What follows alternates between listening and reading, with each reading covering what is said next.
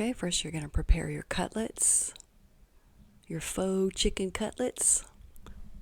So you're just going to sprinkle the oregano, the salt, the pepper, and the paprika on them. Like so.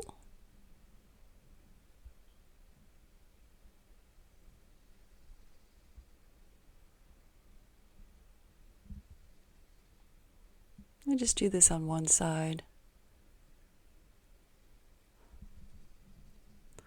And then you want to saute them in the oil in a large pan over medium-high heat for about 3 minutes or so. Next, you're going to add your lemon zest and your lemon juice to the chicken.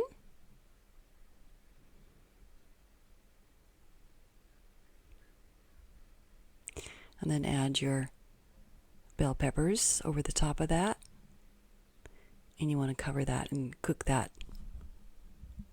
for about 30 minutes or so. And then you're going to remove the cutlets from that and add your combination of broth and ketchup into the pan. So you'll mix your broth and ketchup in a separate bowl or measuring cup here. Add it to the pan.